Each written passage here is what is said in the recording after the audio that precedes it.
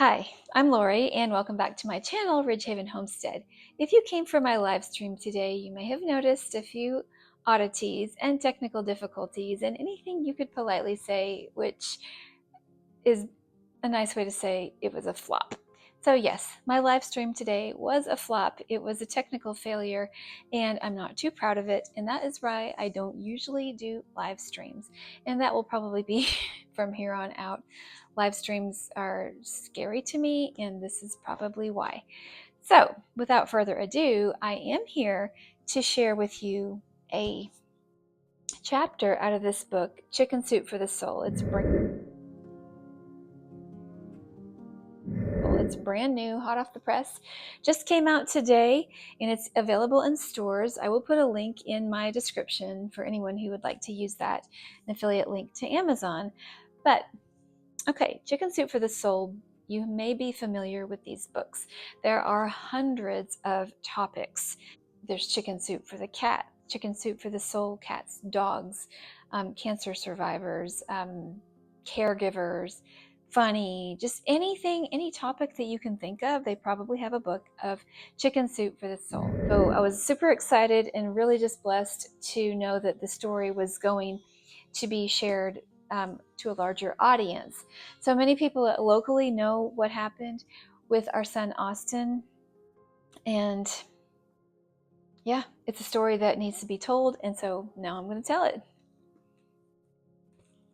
True story, and we are number 89 in this book, Chicken Soup for the Soul. Okay, it's entitled Pinned Under an Excavator. At the beginning of every chapter, they have a little quotation that they pair with the story to bring out the essence of the story. And so this one is from George Bernard Shaw. It says, miracles, in the sense of phenomena we cannot explain, surround us on every hand. Life itself is the miracle of miracles. I think you'll find that life itself, being the miracle of miracles, is the theme of this story. Okay, I wrote this story. So this is from my perspective. I'm telling it, and it's about our son. I glanced at my phone. There was a text from my husband, Greg. Call me ASAP. Austin's been in an accident. I called. Greg picked up immediately. A firefighter called me. They've got Austin en route to Knoxville. He rolled an excavator on top of himself. All they can say is that he's got a broken ankle. That makes no sense. My nurse's instinct screamed, they don't airlift you for a broken ankle. Something is terribly wrong. The possibilities tumbled through my mind. Head injury, brain bleed, crushed organs, collapsed lungs, amputation. The list rolled on. I left work and met Greg for the drive to Knoxville. I barely managed not to come completely unglued by desperately calling anyone whom I knew would pray. The hospital told us nothing, just confirmed that a John Doe had arrived. This cranked up our anxiety exponentially. When we arrived at the trauma unit, a doctor finally gave us details. 11 broken bones, including both crushed scapulas, 5 broken ribs, eye socket and sinus cavity fractures, and both lower leg bones snapped completely in two. Both lungs collapsed, 1 hemothorax. Many bruises and contusions, but miraculously no brain damage or concussion. As he rattled off the laundry list of injuries, Greg swayed and had to put his head between his legs. He could not bear to hear of Austin in such poor shape. Me, I needed the details and just had to see him. Austin was on the ventilator in a medically induced coma and almost unrecognizable from the swelling. He didn't know we were there, but we spoke to him, kissed him, and prayed over him. He was alive. Before we even arrived in Knoxville, prayer teams from our local churches kicked into gear. Word spread like wildfire, and soon friends, strangers, and people from other countries joined the prayer band. Austin only heard much of this later. At first, he required surgery to place a rod in his leg. Chest tubes, catheters, braces, and sedation were on the menu. He'd lost too much blood and received transfusions en route. I peppered the nurse with questions, which he patiently answered. Austin's nurses were phenomenal. Austin spent 3 days in the ICU, then another 8 days on the floor, healing, resting, pushing, and learning how to deal with his injuries and walk again. Another 8 days in rehab brought him to discharge on his 20th birthday. He walked out with a cane and an arm brace. 4 months later, he's still undergoing therapy for his strength, nerve damage, and the slow healing process. We have been amazed at how well he has recovered. We know that God spared him. Now for the backstory. Because when you live in a small town, people know each other. If it weren't for the small town network, we'd never know these details. The accident happened an hour and a half from home. When the machine flipped, Austin got pinned underneath. 4,000 pounds crashed onto his upper back. At first, he was conscious, looking around, but unable to draw a breath or scream. He thinks he lasted 5 minutes watching the other guy working on another machine before passing out. He said he knew he was going to die. No one could see him. A neighbor down the hill changed her routine that afternoon. Instead of sitting inside, she decided to spend 15 minutes on her porch scrolling her phone. When she heard the thunk, it didn't alarm her. However, even over the noise of the heavy equipment, she clearly heard someone calling, "Help! Help me!" She instantly screamed at her husband, who came running. The old man ran up the hill and found Austin. With EMS on the line, the lady stopped her husband from his plan to hook up a chain and pull off the excavator, which might have killed Austin. The responders arrived within minutes, snapping into action.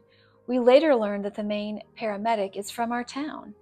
Our other boys randomly met him after the accident and found out he'd worked on Austin. Austin met him after his discharge, and he filled in some of the details. When the paramedic arrived, he thought Austin was dead. He'd passed out by then, and as they evaluated the scene, the paramedic and his partner had to make a split-second decision. Instead of using the jaws of life, they joined forces with around 6 men to push the excavator off of Austin to save time. The paramedic was one of only 2 Army field medics in our region. Because of a scheduling glitch, instead of a rookie EMT, the other field medic showed up. Another thing that saved Austin's life.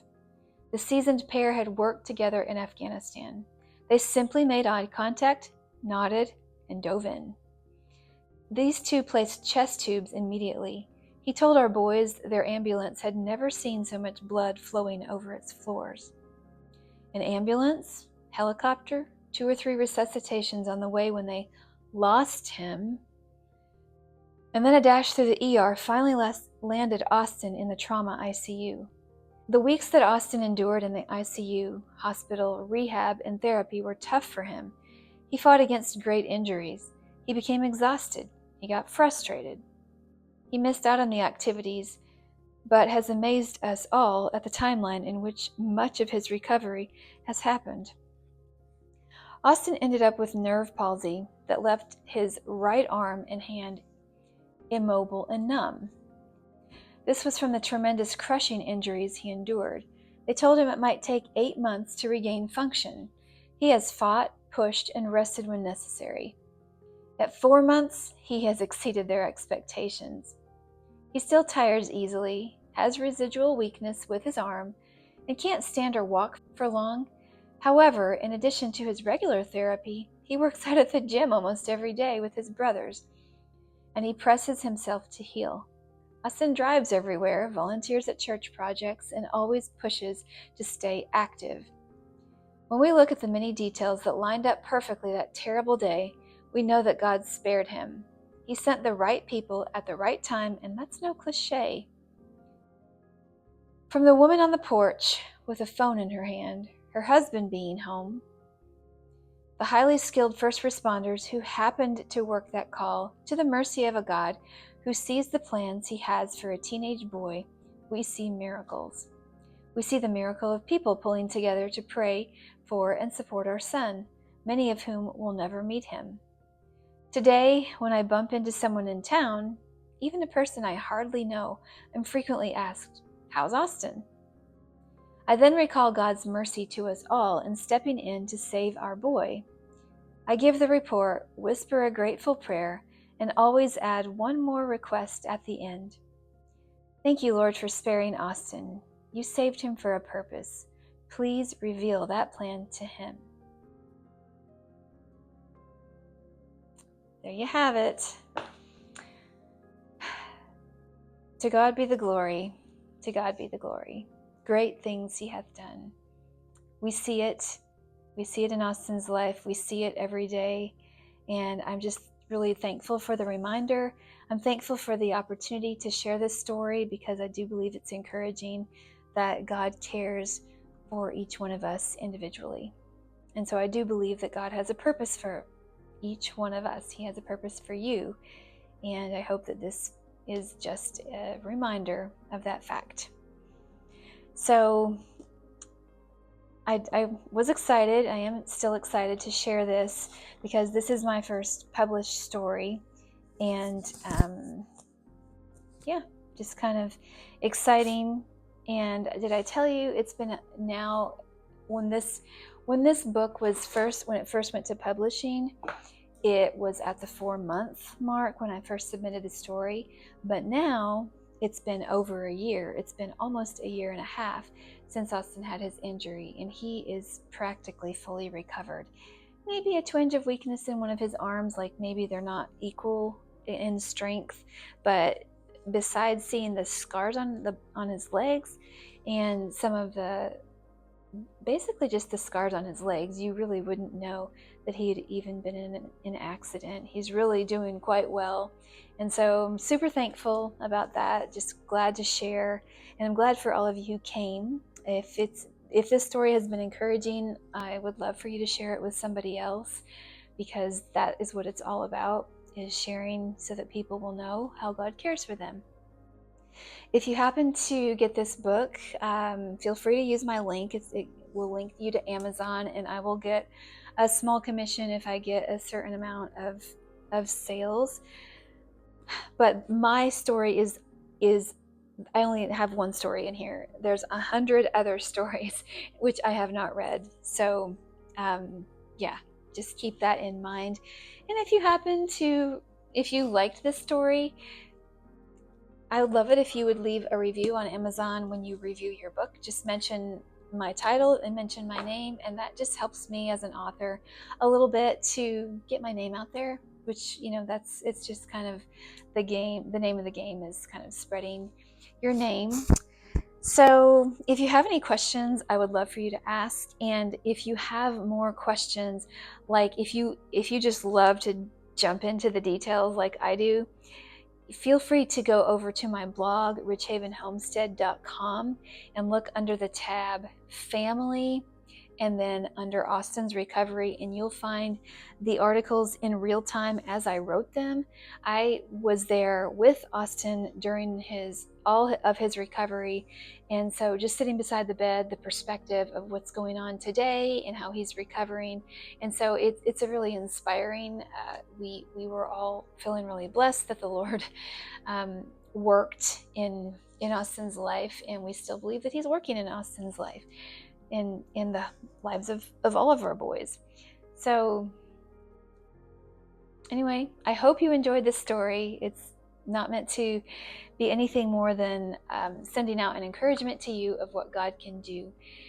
If you would like to be made aware of future things regarding this book, I think I'll probably be doing some local events coming up soon, and it may be, in the local publications.